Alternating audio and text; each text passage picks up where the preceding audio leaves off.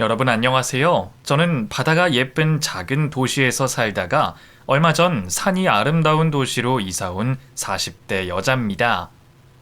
맘 같아서는 제가 나고 자란 고향에서 죽을 때까지 살고 싶지만 제가 더 이상 그곳에서 살 수 없는 이유가 생겨 모든 것을 포기하고 지금 이곳으로 오게 됐습니다.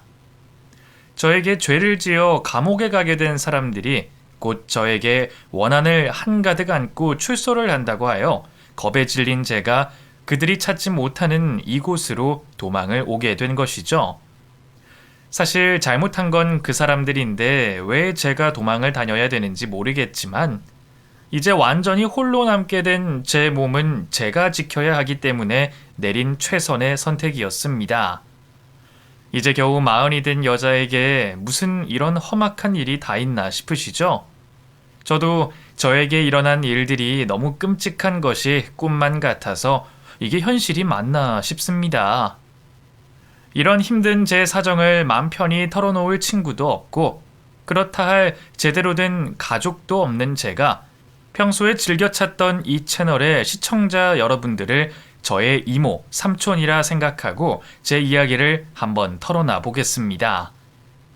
어릴 때부터 저는 할머니 손에서 자랐습니다. 할머니 말로는 부모님 두 분 다 사고로 돌아가셨다고 하지만 사실 그런 것 같지는 않아 보였습니다. 어쨌든 할머니 손에서 자란 저는 할머니 덕분에 알고 지낸 동네 어른들이 많았는데 할머니가 돌아가신 후 저를 조카처럼 여겨주셨던 어느 횟집 사장님들이 저에게 일자리를 주셨습니다. 젊은 아가씨가 다른 데서 일하는 것보다 잘 아는 사람들 집에서 일하는 게 더 편할 거야. 특히 가족 없는 젊은 아가씨라고 하면 다들 어떻게든 너 이용해 먹을 생각부터 할 테니까 다른 일 찾기 전까지는 우리랑 같이 일하는 걸로 하자, 가영아. 그렇게 저는 따뜻한 마음씨를 가진 횟집 사장님들 밑에서 횟집 서빙 일을 시작하게 됐는데 횟집에 매일같이 전복을 납품하러 오는 젊은 남자 한 명을 저도 모르게 눈여겨보게 됐습니다. 그리고 그땐 그 사람이 저의 남편이 될 거라고는 상상조차 하지 못했었죠. 이모, 전복 가져다 주시는 분 오늘은 안 오시는 거예요? 항상 이 시간에 오던데 오늘은 안 보이네요? 아유, 채석이 오늘 일 있다고 해서 우리 출근하기도 전에 와서 가져다 주고 갔잖여. 근데 왜? 가영이 너 지금 채석이 기다리고 있는 거야? 아니요, 그게 아니라 매일 같은 시간에 오던 사람이 안 오니까 궁금해서 물어보는 거예요. 제가 그 사람을 왜 기다리겠어요? 보니까 채석이를 기다리는 눈치인데? 안 그래도 채석이 엄청 착실하고 건실한 청년인데 여자친구 없다고 하더라. 어떻게 이모가 채석이 소개해줄까? 그날 이후 횟집 사장님들은 전복을 가져다 주러 오는 남편이 횟집에 들릴 때마다 일부러 저를 부르시곤 했는데 하루는 대놓고 저를 남편에게 소개해 주셨습니다. 아유, 채석아, 네가 몇 살이라고 했지? 여기는 우리 횟집에서 일하는 가영이라고 그 올해로 30살 된 친구인데 애가 엄청 착하고 순한데 친구가 많이 없대. 채석이 네가 가영이랑 나이도 비슷하니까 그 가영이랑 친구 좀 해주면 안 될까? 아, 그래요? 가영씨 휴대폰 번호 뭔데요? 제가 제 친구들도 소개해드리고 할 테니까 제가 연락할 때 나오세요. 처음 남편은 저에게 관심이 있어서라기보다는 성격 자체가 남을 잘 챙기는 성격이라 스스럼 없이 먼저 저에게 연락을 해 밥도 사주고 술도 사주며 외롭게 살고 있는 저의 삶에 생기를 불어넣어 줬습니다.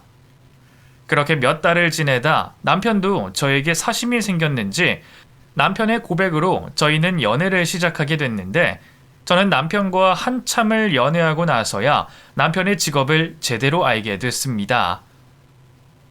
이야, 우리 구사장님 평생 돈만 번다고 여자친구 못 사귀고 노총각으로 늙어 죽을까봐 걱정했는데 도대체 어디서 이렇게 훌륭하신 여성분을 만난 거야? 아유, 그러게.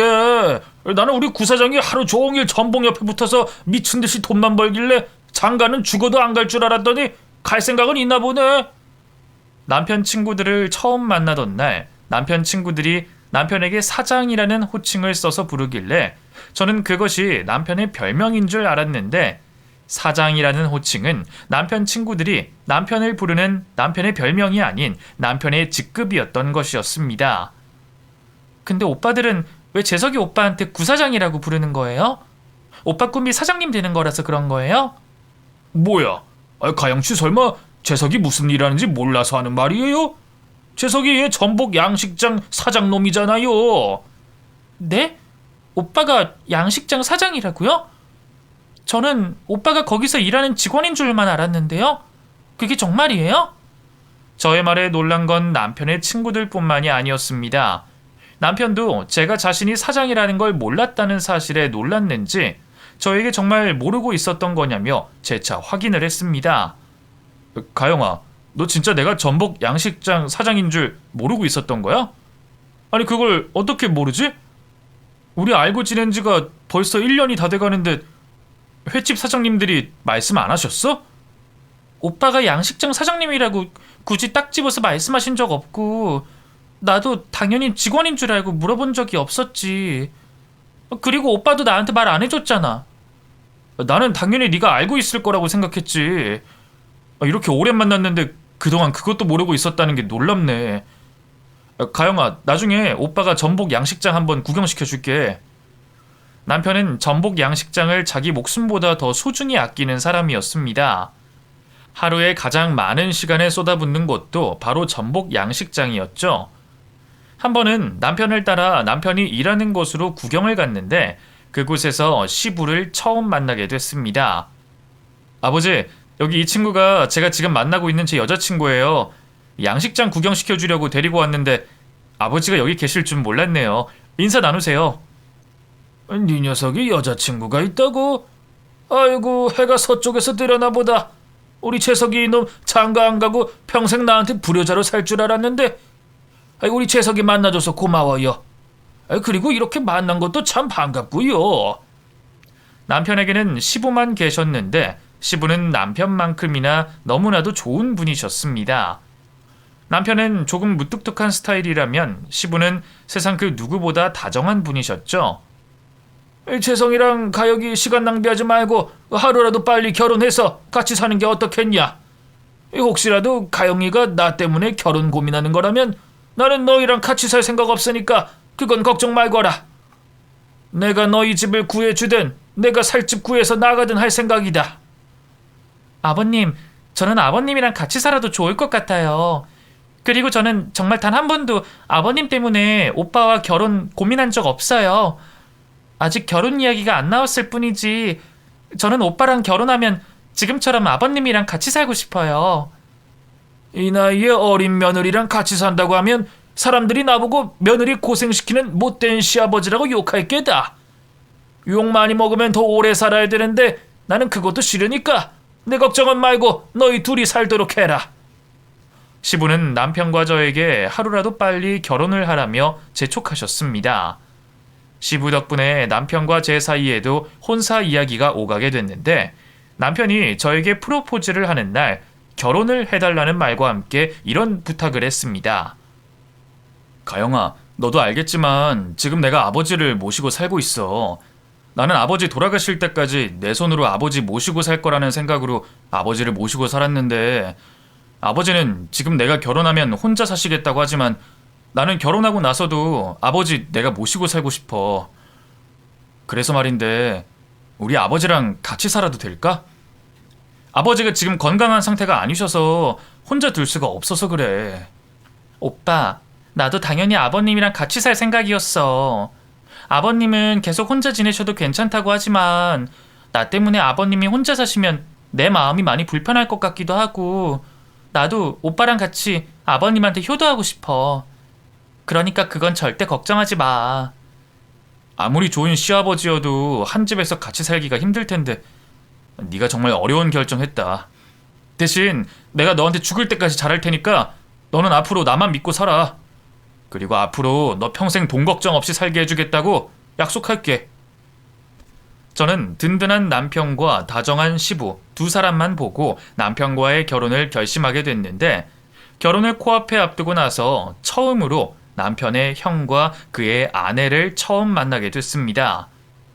남편의 말로는 아주버님은 시부와 남편과 거의 남처럼 지내서 왕래도 거의 없다고 했는데 그런 아주버님이 시부도 하지 않는 저희 결혼을 반대하고 나섰습니다.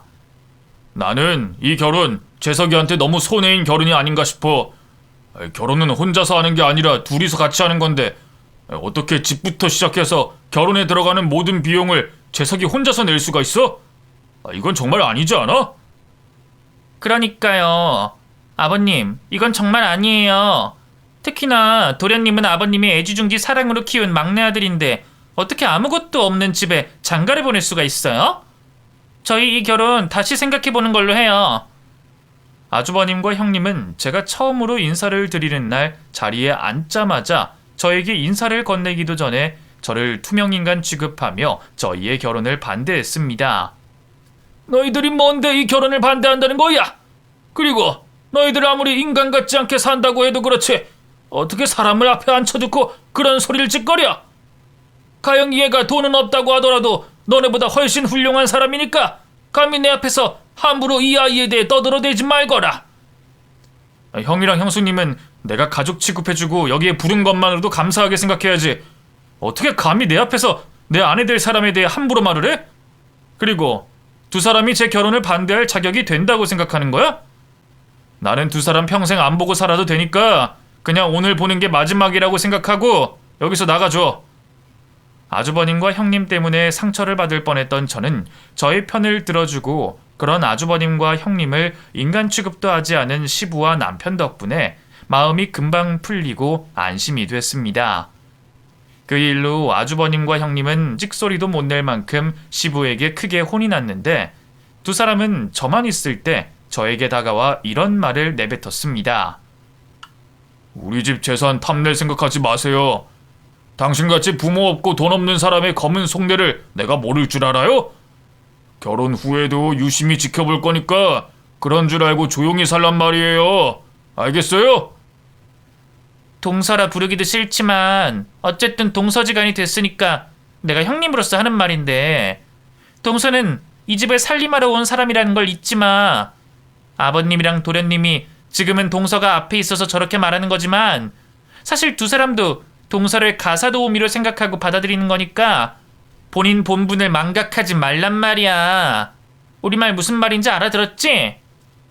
두 사람의 말이 무섭기도 했고 무슨 이런 사람들이 다 있나 싶어 저는 바로 남편에게 일렀는데 남편이 제 이야기를 듣고 나서는 긴 말하지 않고 딱 이렇게 말했습니다. 인간 같지도 않은 사람들 말 귀담아 들을 필요 없어. 다음에 또 그러거든 한 귀로 듣고 한 귀로 흘리고 나한테 바로 말해. 내가 그 자리에서 두 사람 바로 족쳐줄 테니까. 내 앞에서는 절대 못 그러는 것들이 꼭 나 없을 때 저런다니까?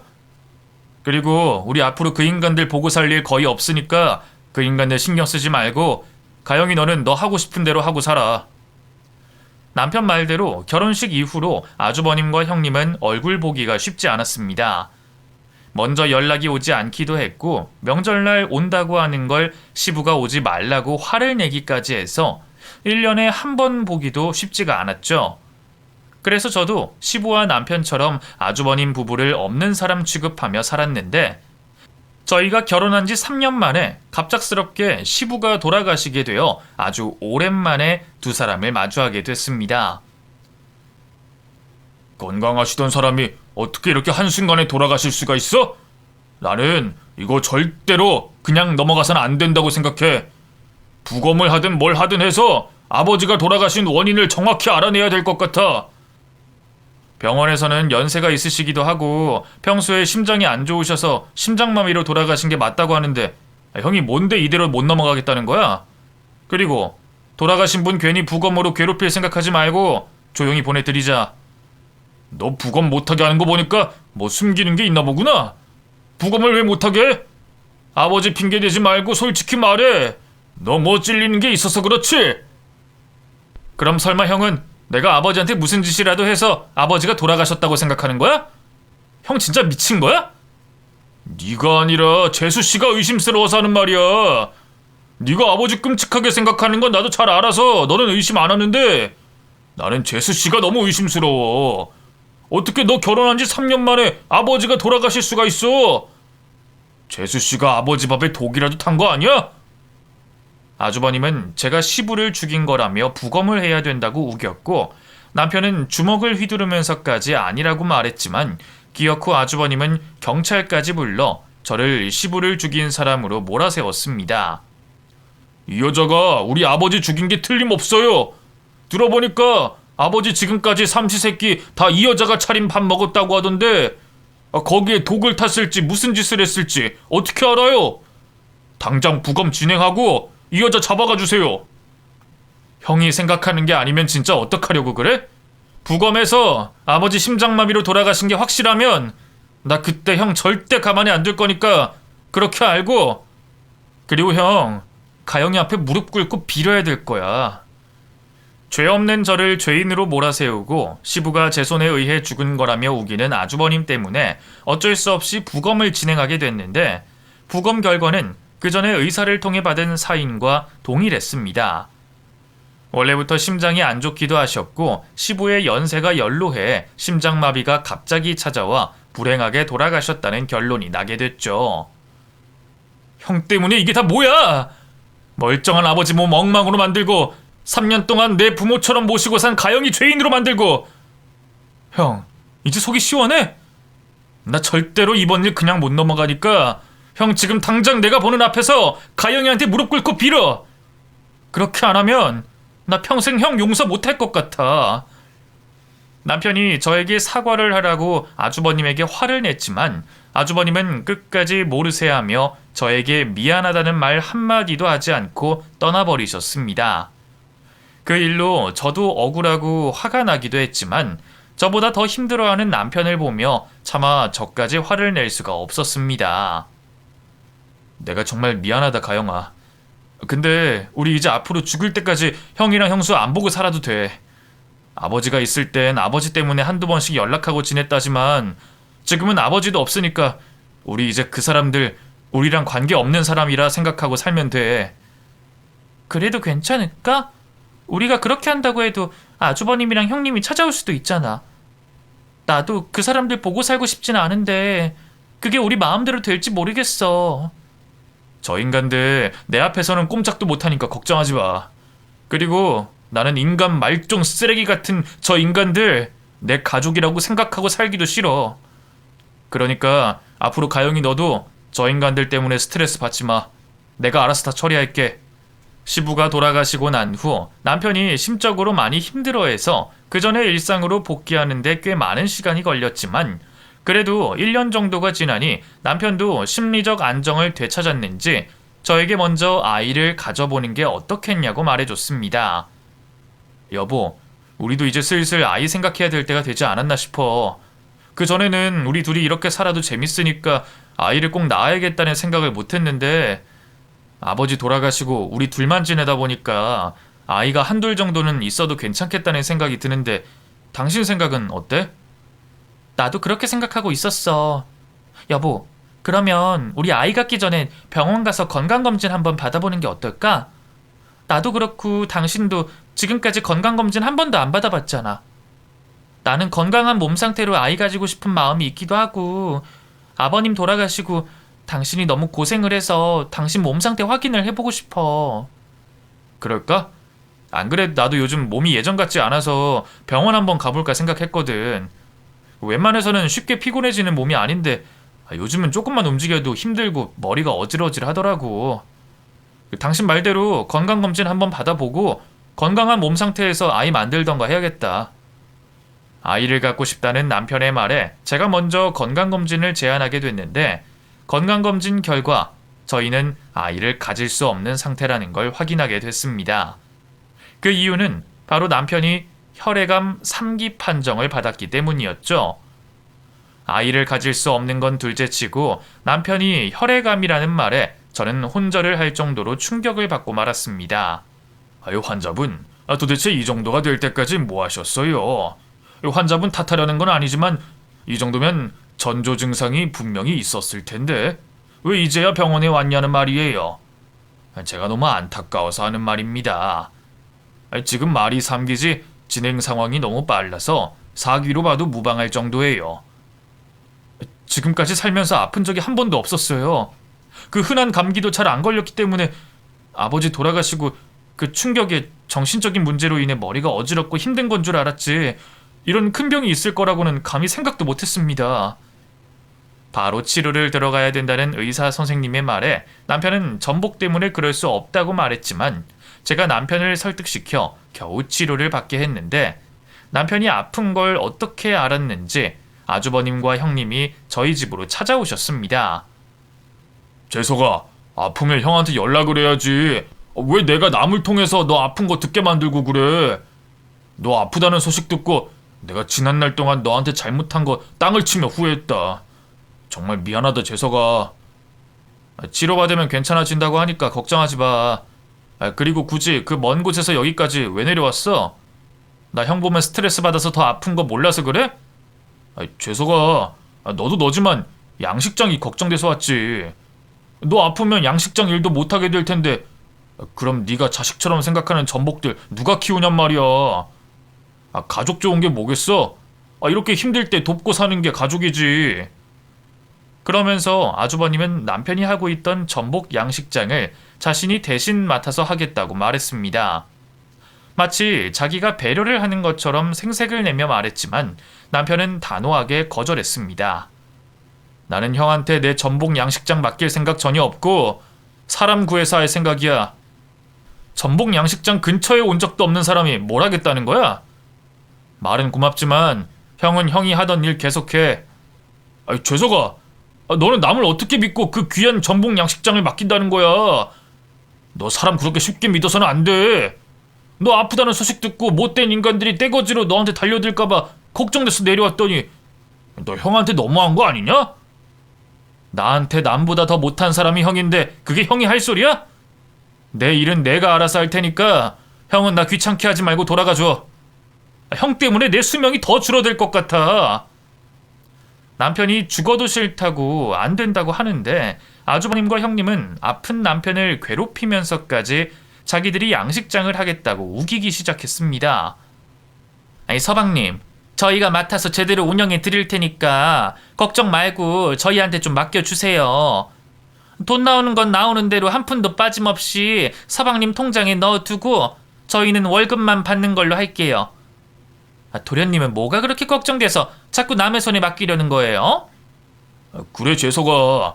형 이래봬도 경영학과 나왔고 너희 형수 전직 은행원이야.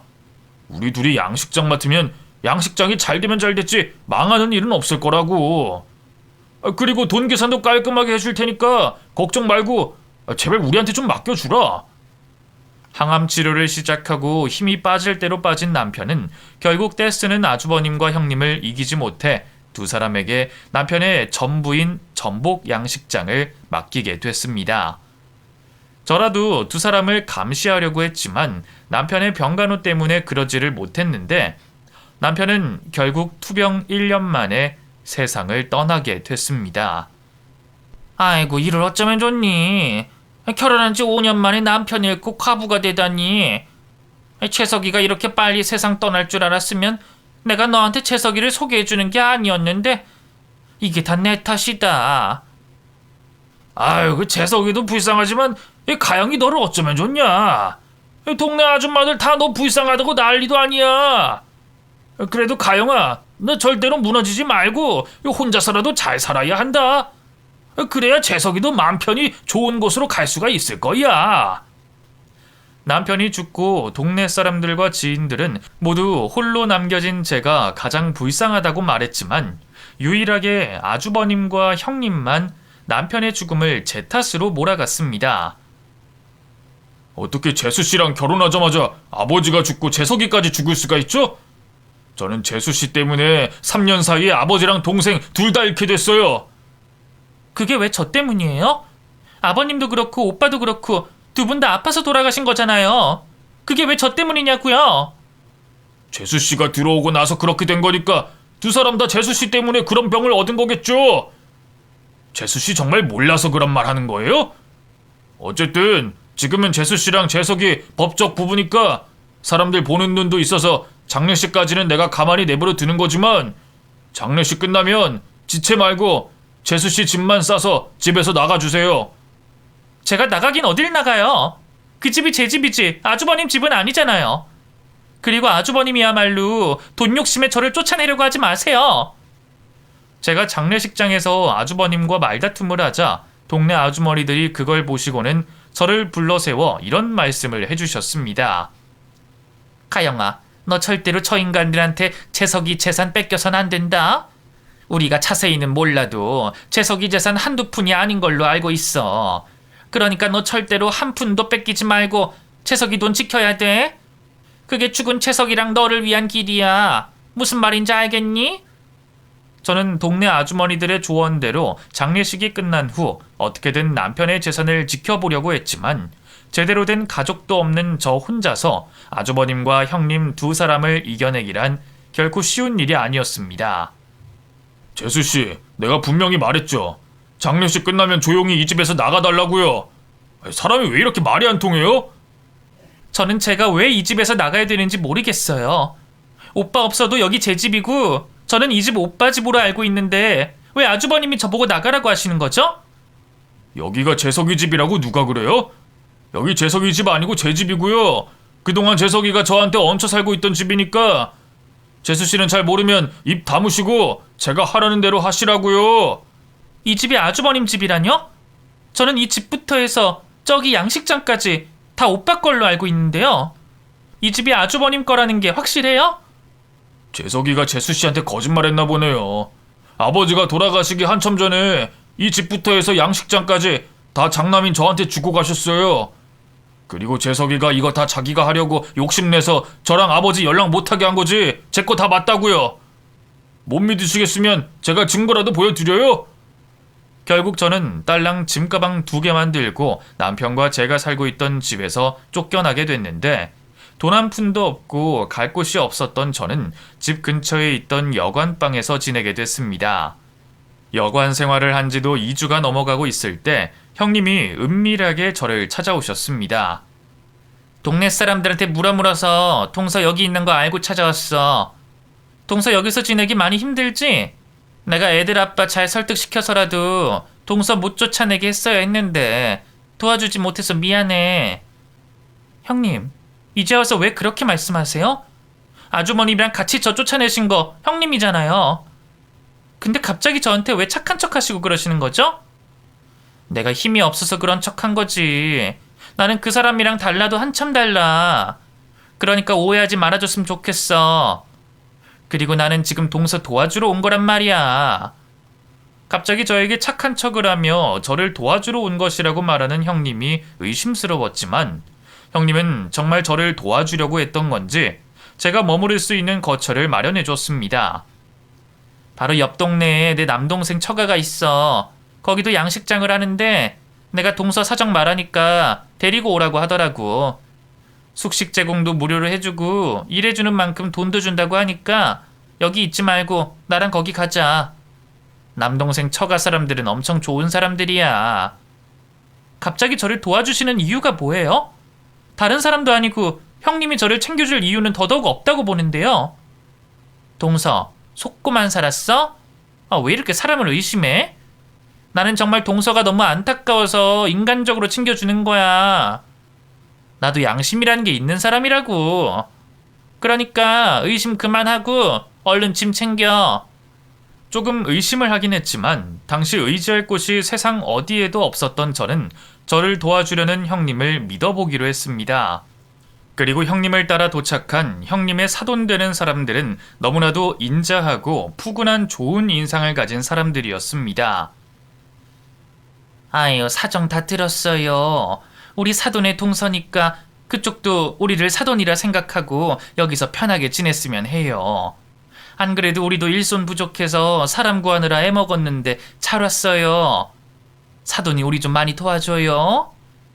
사돈어른, 우리 동서 정말 착하고 순박한 사람이니까 사돈이 우리 동서 보호자 역할 해주시면서 잘 좀 부탁드려요. 아이, 걱정 붙들어 매세요. 내 딸이라 생각하고 내가 잘 챙겨줄게요. 그리고 사돈은 이제 그만 가보세요. 저희 오늘도 바빠서 다시 일 시작해야 될 것 같아요. 저는 당연히 사돈네 양식장에서 일을 하는 건 줄 알고 형님을 따라왔는데 형님이 그곳을 떠나고 나서야 저는 양식장에서 일을 하러 온 것이 아니라 사돈네 가정부로 온 것을 알게 됐습니다. 사돈은 양식장에서 일할 필요 없고 우리 집 살림만 도맡아서 해주면 되니까 양식장에 나오지 마세요. 무슨 말인지 알아들었어요? 저는 양식장에서 일하는 건 줄 알고 온 건데요. 그게 아니라면 제가 여기 있을 이유가 없을 것 같아요. 갈 곳 없대서 가정부로라도 일하라고 부른 건데 무슨 배부른 소리라고 있어요? 다시 여관방 전전하면서 살고 싶어서 그래요? 쓸데없는 소리 말고 오늘 저녁밥이나 바로 준비하는 걸로 해요. 아, 그리고 저보다 한참 어리니까 말 편하게 하는 걸로 할 테니까 그렇게 알고. 제가 가정부로 들어왔다는 사실을 알게 되고 나서 저는 도망을 가버릴까 잠깐 고민을 했지만 이거라도 어디냐 싶은 마음에 몇 달만 일해서 돈을 모으고 바로 나가는 걸로 해야겠다 생각을 했습니다. 그렇게 사돈집에 가정부로 일을 하면서 지내는데 그곳에서 지내면 지낼수록 내가 있으면 안 될 곳에 있다는 생각이 들었습니다. 한 번은 빨래를 돌리고 깜빡하고 잠에 들어 빨래 넣는 걸 잊고 있었는데 일을 마치고 온 사돈이 세탁기에 있는 빨래를 보고는 자고 있는 저를 발로 걷어차며 말했습니다. 혈혈단신 늙은 년 갈 곳 없는 거 불쌍해서 받아줬더니 어디 감히 팔자 좋게 내 집에서 퍼질러 자고 있어? 너 일 똑바로 안 해? 너 이러라고 내가 데리고 온 줄 알아? 나 편하자고 데리고 왔더니 뭐하는 짓거리야? 깜빡 잠들어서 그랬어요. 근데 왜 발로 사람을 차고 그런 식으로 말씀하세요? 저 이런 취급받으면서 더 이상 여기서 못 지내겠어요.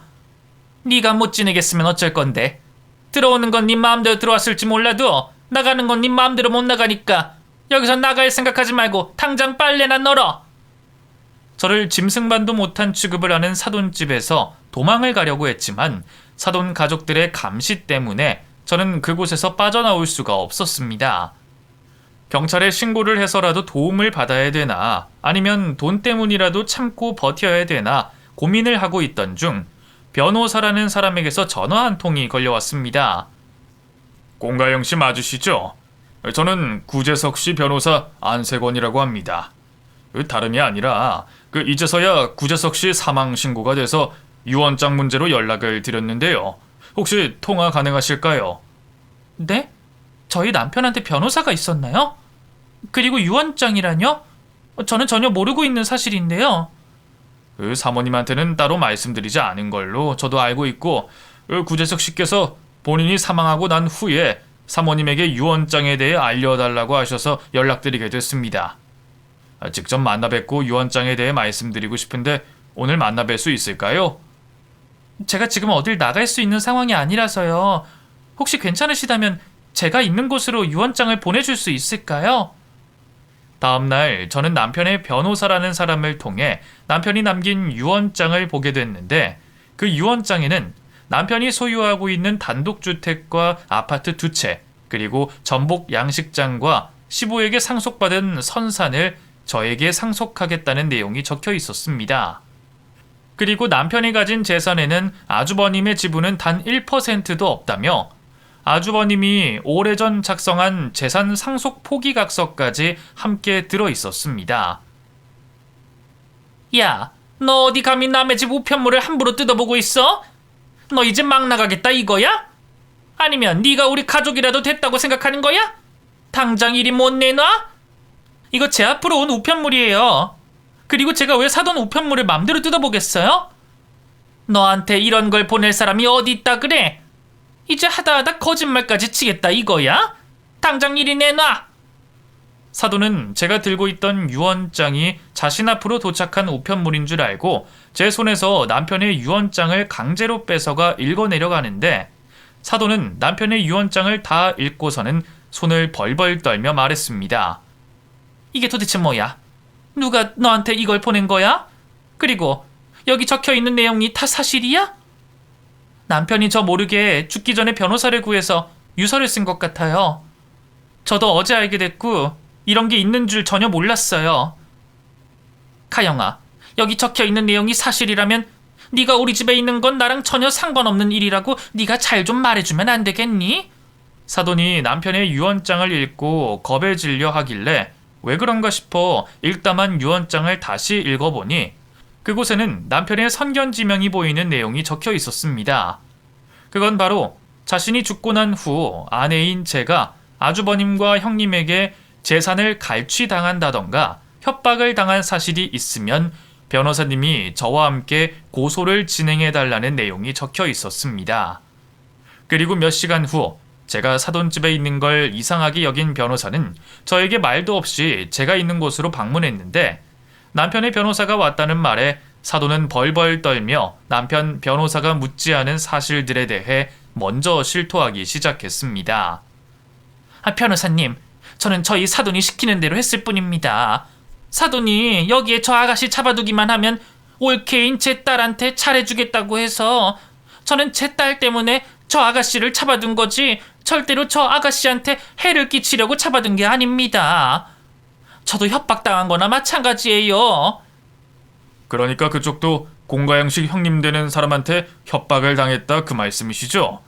그리고 그분이 시키는 대로 저 아가씨를 여기에 붙잡아둔 건 사실이고요. 네네, 맞습니다. 딸 시집 보내놨는데 거기서 시집살이를 엄청 당하고 살더라고요. 내가 도와줘서라도 우리 딸 시집살이 안 당하게 하려고 저도 어쩔 수 없이 그런 거예요. 그리고 그러면서 사돈이 저한테 저 아가씨 인감도장이랑 신분증 훔칠 수 있을 때 훔쳐서 달라고 했었습니다. 저는 정말 시키는 대로 했을 뿐이에요. 사돈이랑 돈 같은 건 따로 주고받은 적 없습니까? 사실대로 다 말씀을 해 주셔야 김혜자 씨 형량이 줄어드니까 솔직하게 말씀해 주십시오. 저는 받은 돈이 없고요. 오히려 제가 저 아가씨 일하는 월급 값으로 사돈한테 보내주고 있어요. 그러고 보면 저도 피해자라니까요. 사돈의 말을 증거 삼아 남편의 변호사는 경찰을 대동해 아주버님과 형님을 찾아가 현장에서 체포를 하게 됐습니다. 아주버님과 형님은 절도죄와 협박죄 그리고 인신매매라는 끔찍한 죄목으로 수갑을 차게 됐죠. 그리고 사돈은 모든 사실을 하나도 빠짐없이 털어놓으면 형량을 감량해 주겠다는 검사의 말에 하나도 빠짐없이 모든 것을 실토했고 그 덕분에 저는 아주 손쉽게 아주버님과 형님에게 복수를 할 수 있게 됐습니다. 재수씨, 내가 이렇게 빌게요. 내가 이렇게 사정할 테니까 제발 재수씨가 판사한테 우리 용서해 주기로 했다고 말해주면 안 될까요? 그래도 우리 가족이잖아요. 안 그래요, 재수씨? 그래, 동서가 제발 우리 좀 봐주면 안 될까? 우리 둘 다 감옥에 가면 우리 애들 엄마랑 아빠 없이 둘이서 살아야 되는데 그 어린애들을 생각해서라도 동서가 우리 좀 여기서 꺼내줘. 우리 정말 잘못했어. 재수씨, 양식장이랑 집이랑 제가 다 돌려드릴게요. 그러니까 제발 우리 좀 봐주세요. 재수씨가 저를 감옥에 보내면 저승에 있는 아버지랑 재석이도 슬퍼할 거라고요. 아주버님과 형님은 형량을 줄이기 위해 저에게 용서를 해달라고 사정을 했지만 저는 그 두 사람의 부탁을 무시하고 판사에게 절대 그 두 사람을 용서할 수 없다고 큰 벌을 내려달라고 말했습니다. 대한민국 법에 따라 아주버님과 형님은 감옥에 들어가게 됐고 사돈은 기소유예를 받게 되어 감옥에 들어가는 것은 면할 수 있었습니다. 거기서 끝이 아니었습니다. 남편이 죽기 전 저와 노년을 보내기 위해 시내에 있는 아파트 하나를 저 몰래 사뒀는데 그곳에는 아주버님의 아들 2명이 거주하고 있었습니다. 아주버님과 형님 말만 들으면 아이들이 미취학 아동인 것처럼 들리지만 사실 아주버님의 아들은 군대까지 다녀온 장성한 청년들이었죠. 저는 남편이 사둔 아파트에서 거주하고 있는 아주버님의 아들을 불법 점유로 고소해 쫓아내는 것을 마무리로 복수를 끝냈습니다. 그 이후 남편의 친척을 통해서 듣게 됐는데 사실 아주버님은 진작에 시부에게서 쫓겨난 아들이었다고 했습니다. 아유, 재호 걔가 어릴 때부터 사고를 엄청 쳤었어. 어릴 때는 맨날 애들 패고 다녀서 재호 아빠가 재호 때문에 경찰서를 제 집 드나들듯이 드나들고 그 합의금으로 1억 넘게 썼다니까. 그러다 애가 갑자기 공부하길래 정신 차린 줄 알았는데 대학 가서는 도박에 손을 대서 사채빚도 엄청 써서 그거 재호 아빠랑 재석이가 갚느라고 엄청 고생했잖아. 아유, 맞다. 그랬었지. 그래서 고모부가 재호 오빠 빚 갚는다고 거기에도 몇 억을 썼잖아. 결혼하고 나서도 정신 차리고 살겠다고 사업자금 달라 해서 줬더니 그걸로 주식해서 말아먹고 그래서 상속 포기각서 쓰고 집에서 완전 쫓겨났었잖아. 아휴, 우리 재석이는 참 효자였는데 너무 안타깝게 됐다. 이 재석이가 형 때문에 고생하는 아버지 뒷바라지하고 성실하게 일해서 자기 돈으로 양식장 차리고 아픈 자기 아버지 모시고 살았는데 이게 어쩌다 이렇게 됐는지. 아휴, 정말 내가 다 속상하네. 시부에게서 쫓겨나 아들 취급도 못 받고 살던 아주버님은 아마도 남편의 죽음이 자신의 기회라고 여긴 것 같았습니다. 저를 속이고 집에서 쫓아내 자신의 사돈댁에 가둔 후 저의 인감도장과 신분증을 훔쳐 저 몰래 저의 재산을 자신의 명의로 바꿀 계획을 짰었죠. 하지만 세상 일은 결코 내 맘대로 될 수가 없는데, 특히 그런 나쁜 짓을 할 땐 더더욱 내 맘대로 할 수가 없는 게 세상의 이치였습니다. 남편이 죽고 난 후 저는 저를 키워주신 할머니가 돌아가셨을 때보다 더 힘든 시간을 보내야 했지만 결국 제 손에는 제가 평생 벌어도 벌지 못할 어마어마한 돈이 쥐어지게 됐습니다. 하지만 저는 차마 남편의 전복 양식장을 남편만큼 열정적으로 운영할 자신이 없어서 정성으로 전복 양식장을 운영해줄 다른 사람에게 남편의 전복 양식장을 넘기고 그 지역을 떠나 이곳으로 이사를 오게 됐습니다. 남편과 살던 곳에서 계속 살게 되면 출소를 한 아주버님과 형님에게 해코지를 당할 것 같은 생각이 들어 좀 더 안전한 곳으로 도망을 오게 된 것입니다. 비록 제 고향과 남편을 만났던 그곳을 떠나온 게 속상하긴 하지만 저는 이제부터는 이곳에서 좋은 기억을 많이 만들며 열심히 살아가 보려고 합니다. 남은 생 좋은 일 많이 하며 열심히 살도록 하겠습니다. 감사합니다.